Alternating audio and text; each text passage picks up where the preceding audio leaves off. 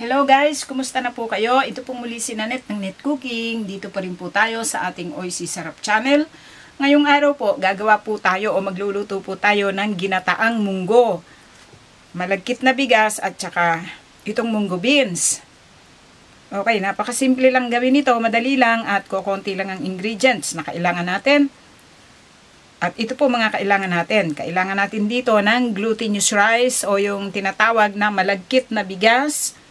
Kailangan din po natin dito ng munggo beans. Ito pong munggo beans, i-toast natin ito o yung ibubusan natin itong munggo. Kailangan din po natin ng coconut milk. Ito po ay thick coconut milk. Kaya ang gagawin natin dito, hahaluan po natin ito ng tubig. Then, kailangan din po natin dito ng white sugar. And then, itong langka o jackfruit. Ito po ay sweetened o minatamis na langka. Ito po ay optional lang. Pwede po natin gawin ng ginataang munggo kahit wala po nito. Nagkataon, meron akong natira noong isang araw. Kaya gagamitin ko po ito ngayon. Okay. Ngayon, uumpisahan na po natin ang paggawa natin o pagluluto ng ginataang munggo at malagkit. At ngayon, ang unang gagawin natin, so itong munggo beans, meron tayo ditong isang kawali o itong cooking pan. Ang gagawin natin, ibubusan natin ito. Ito-toast natin itong munggo. Okay. Ito-toast natin ito. Bubusahin natin hanggang maging brown siya, dark brown.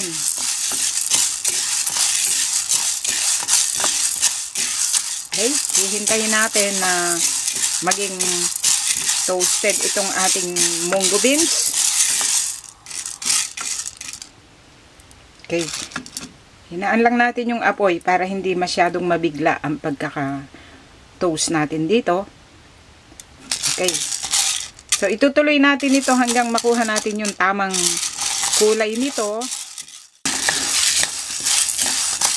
Okay, then ngayon, pagkaraan ng 3 minutes, so narito na yung ating binusang munggo, o itong ating toasted na munggo beans. So kahit ganyan-ganyan lang natin, okay na yan. Okay, then ngayon, i-turn off na po natin yung heat.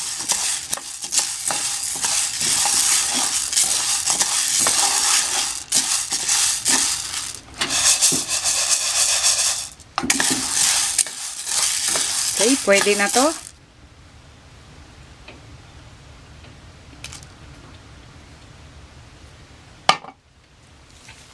Okay, then ngayon, narito na po yung ating munggo beans.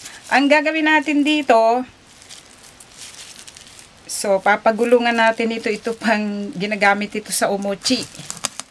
Nilagyan ko lang ng aluminum foil. So, ang gagawin natin dito, kailangan mag-crack ito, hahatiin natin. Pagulungan natin ito. Kailangan kasi mabiyak siya. Mag-crack.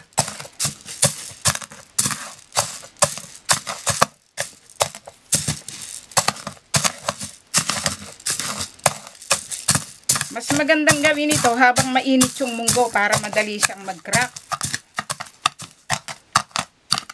Okay, ang kailangan lang dito, magkabiyak-biyak siya. Yan o. Na-crack na natin itong ating toasted na munggo beans. So, okay na ito.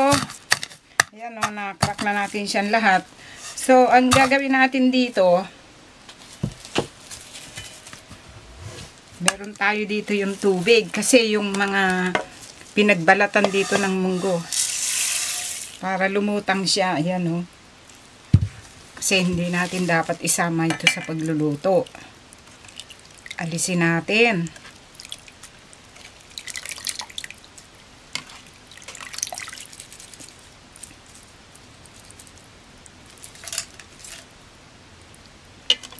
Yung mga nakalutang, alisin natin to kasi ito yung balat ng munggo eh. Huwag nating isama sa pagluluto ito.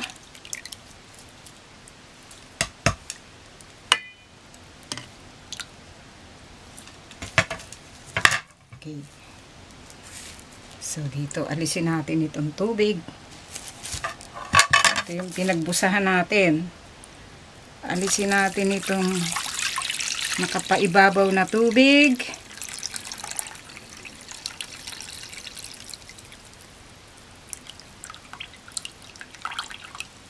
So, ito yung natira. So, malinis na siya, nawala yung balat, di ba? Okay, then ngayon, mag-uumpisa na tayong lutuin yung ating ginataang munggo at malagkit.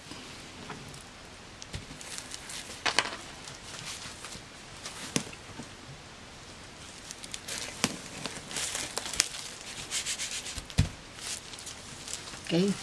So, isalin natin itong munggo natin kasi dito natin lulutuin yung ating ginataang munggo. Ito po sa isang medyo malalim na lutuan, ang gagawin natin, ilalagay natin itong ating coconut milk.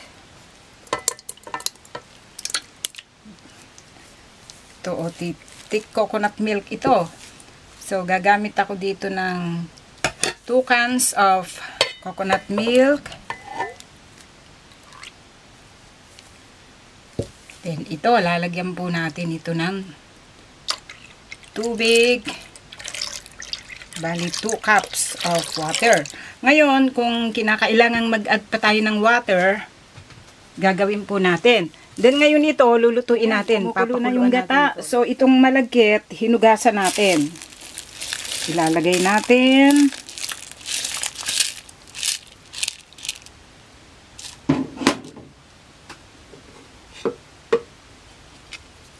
Okay, dito po, hahaluin natin. Pakuluin pa natin minsan. At ilalagay natin yung munggo beans.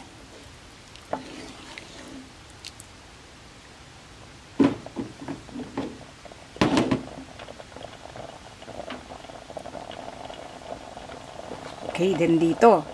Ilalagay na po natin itong toasted na munggo beans. Kasi itong munggo, matagal pong lumambot ito. Kaya dapat isabay na natin dito sa malagkit.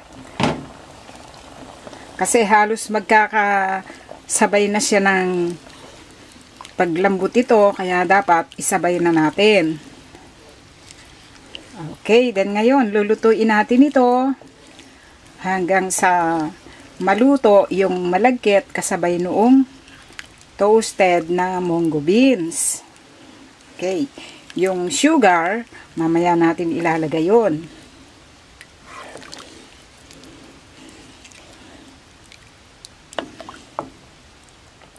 At ngayon, pagkaraan po ng halos 30 minutes na pagluluto natin dito po sa ating ginataang munggo. So, ayan, no, medyo naluluto na yung malagkit. Pero, luto na siya, pero konting pagluluto pa. At this time, lagay po natin itong ating langka, itong jackfruits. At pwede na rin natin ilagay itong sugar. So, ang paglalagay po ng sugar, depende po sa choice nyo. Kung yung gusto nyong tamis, depende po sa inyo. Kaya, i-taste nyo lang ito para masunod nyo yung gusto nyong tamis dito. So, haluin natin. Lulutuin pa natin ito ng mga 10 minutes pa. Okay. Ngayon, pag medyo kailangan mag-add ng tubig, mag-add tayo. Okay, lulutuin lang natin yung langka at saka yung sugar. Hayaan nating ma-dissolve at saka yung bigas na malagkit, medyo kaunti pa. Yan, no? Kasi itong munggo, itong toasted na munggo na to, matagal po itong lumambot. Kaya kailangan talaga isinasabay ito na sa malagkit. Okay? So, parang ang sarap nito, oh. Sa totoo lang, favorite ko itong ginataang munggo. Okay? At ngayon, ito po ang kinalabasan sa pagkakagawa po natin o pagkakaluto po natin dito po sa ating ginataang munggo with jackfruit o langka, Ito po ay pwede nating lagyan doon sa pinakatap niya ng fresh na coconut milk, yung thick na fresh coconut milk o yung tinatawag nila na kakanggata. Since wala akong ganong fresh na coconut milk kasi ang ginamit ko dito canned milk lang. So ito po ay meron po tayo dito yung cream. Ito po yung panlagay sa coffee. Kasi ang lasa ko dito parang coconut milk lang eh. Okay, pwede po nating lagyan yan para mas masarap. Okay, ito pong ginataang munggo, mas masarap po ito pag isineserve natin ito ng mainit pa. Yung bagong luto. Okay, then ngayon, pwede na po natin itong iserve at kainin. Okay, sana po ay nagustuhan nyo ang pagkakaluto po natin dito po sa ating ginataang munggo with jackfruits o langka. Dito pong muli si Nanette ng Net Cooking. Dito pa rin po tayo sa ating Oisy Sarap Channel.